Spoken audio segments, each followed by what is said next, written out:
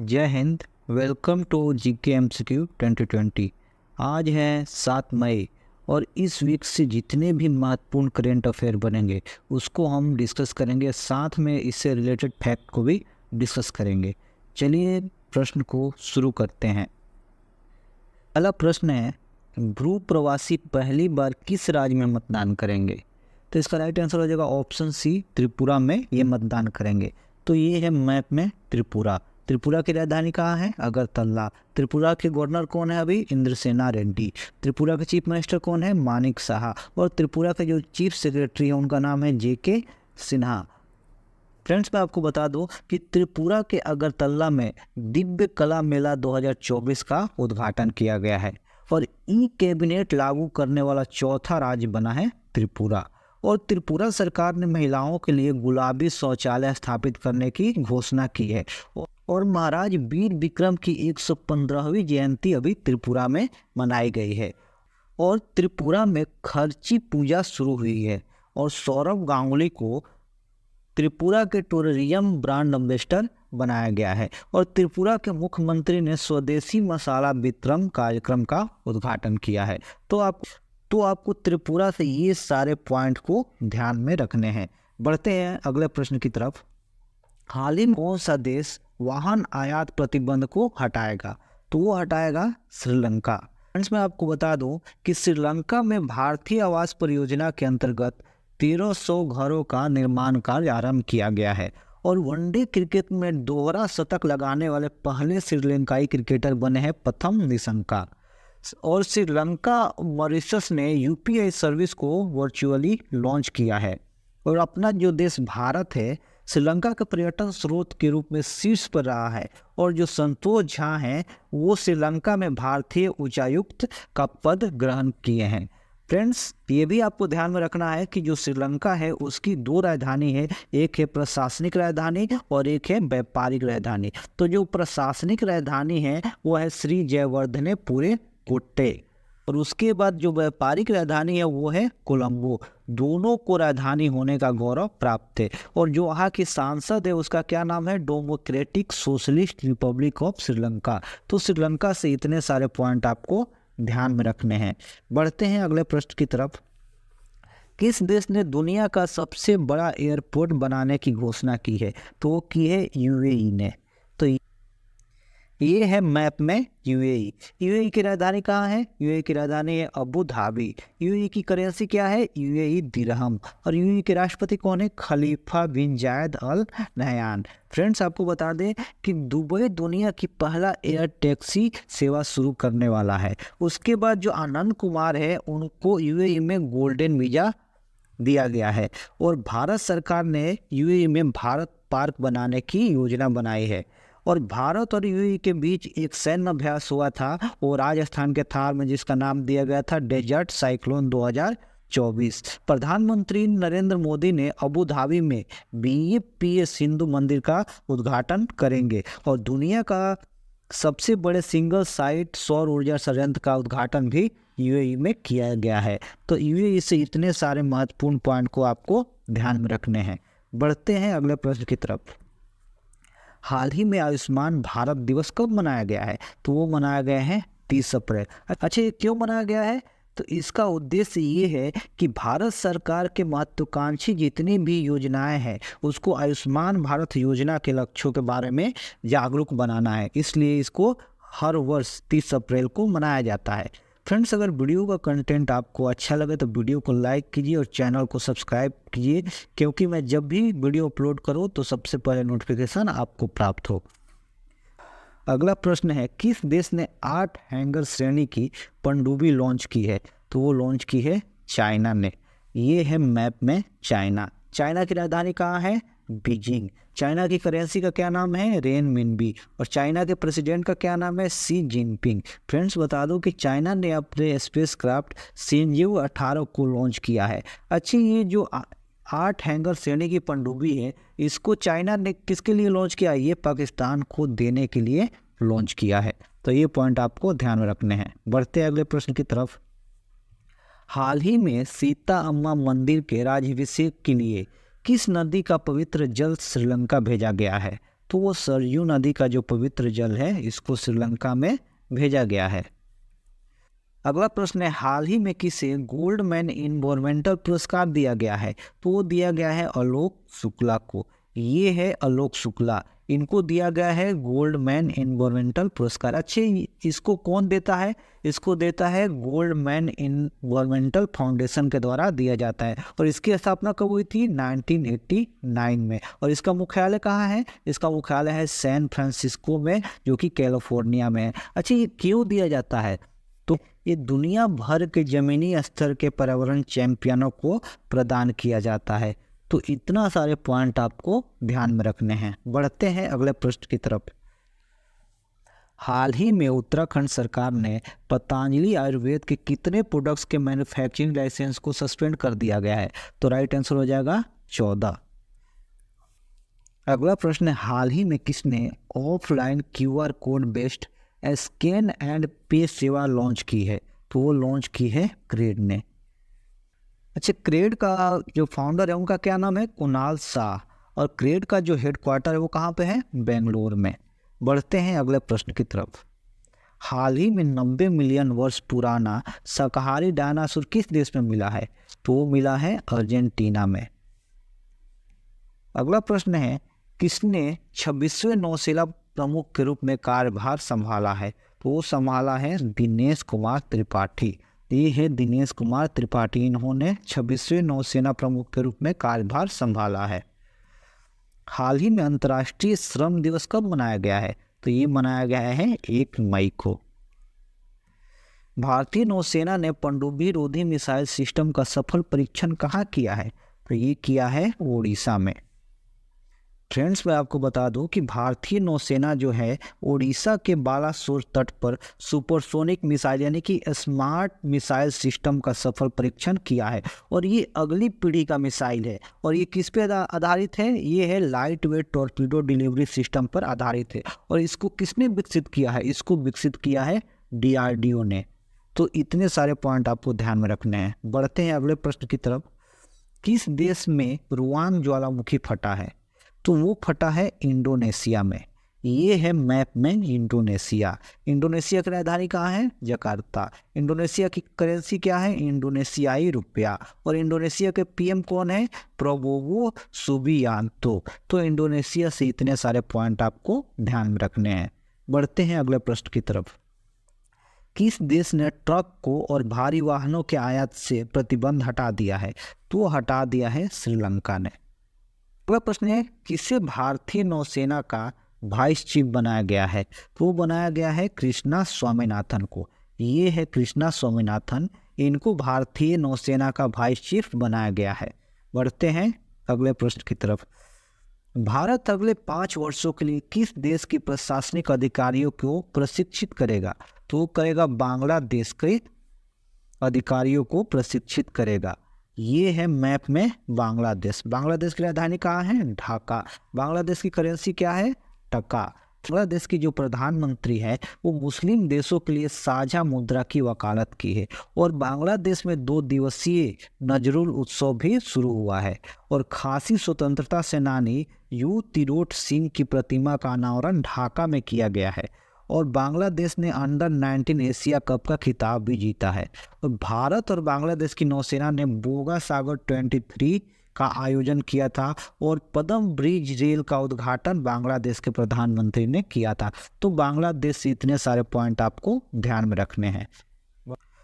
प्रश्न 18, हाल ही में भारत और किस देश के सुरक्षा बलों ने नई दिल्ली में एक संयुक्त सुरक्षा अभ्यास किया है?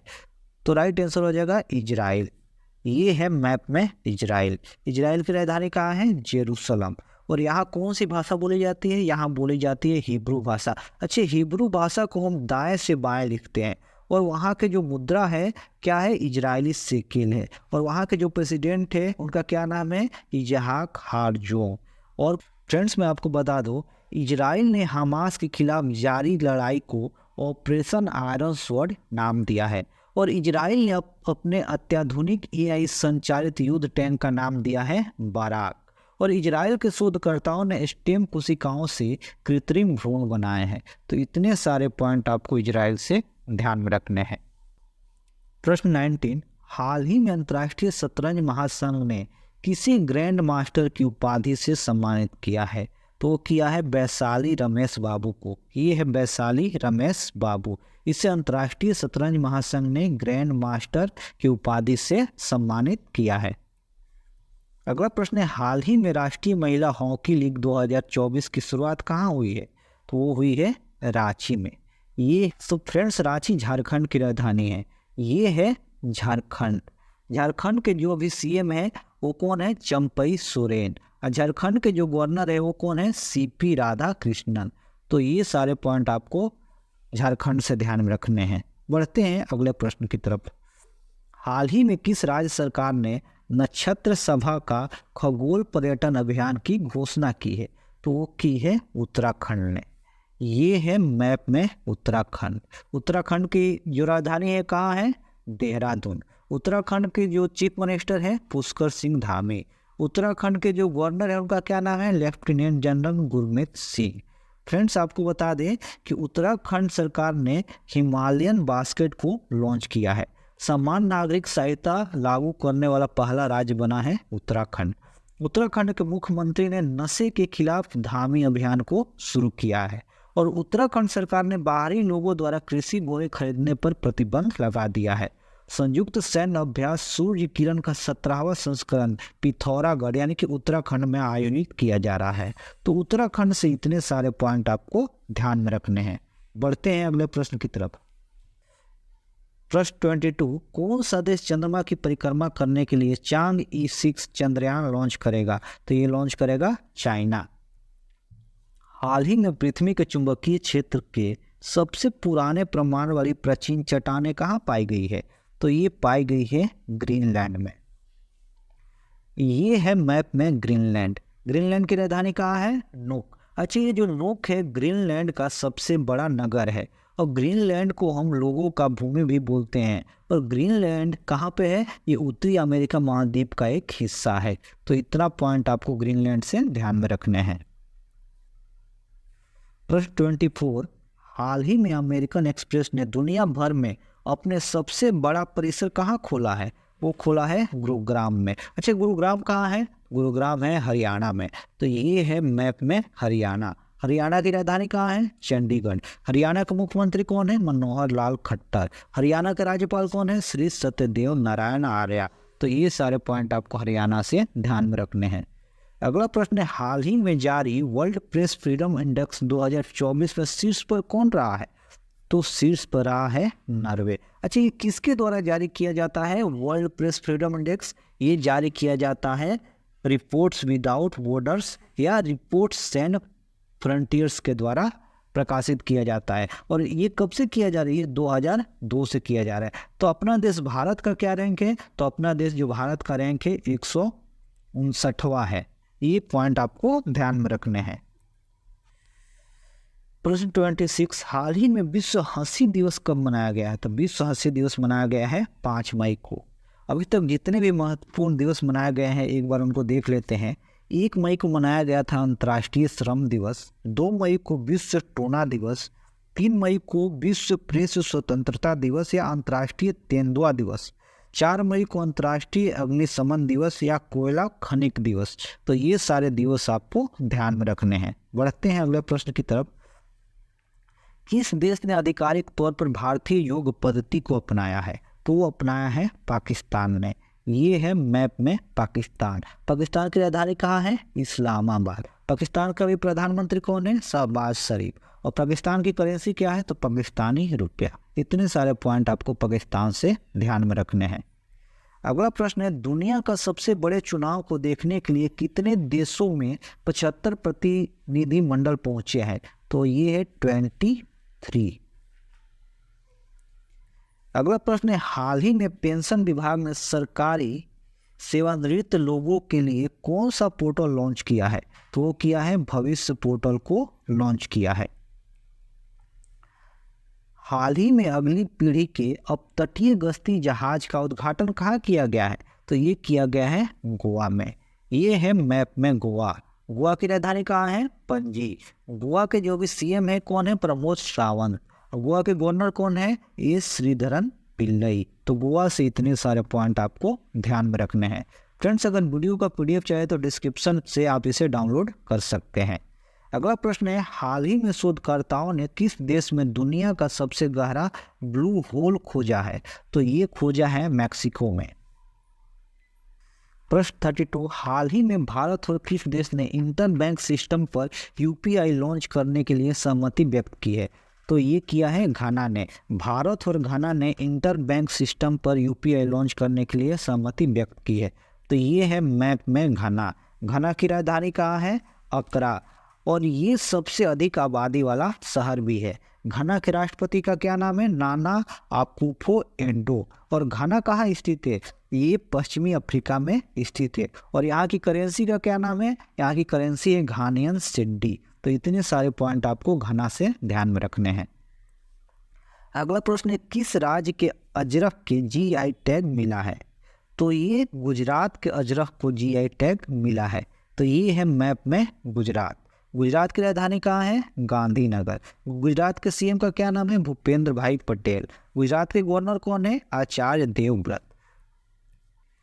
और कुछ महत्वपूर्ण पॉइंट गुजरात से देख लेते हैं। गुजरात सरकार ने सीखा रिफॉर्म ऑनलाइन शिक्षण मंच को लॉन्च किया है और राजकोट स्टेडियम का नाम निरंजन शाह के नाम पर रखा जाएगा। उसके बाद कच्छी खरे को GI टैग मिला है। और भारत की सबसे बड़ा थिएटर फेस्टिवल भारत रंग महोत्सव कच्छ में शुरू हुआ है। और दक्षिण कोरियाई कंपनी सिमटेक गुजरात के सानद में सेमीकंडक्टर संयंत्र स्थापित करेगी। ये सारे पॉइंट आपको गुजरात से ध्यान में रखने हैं।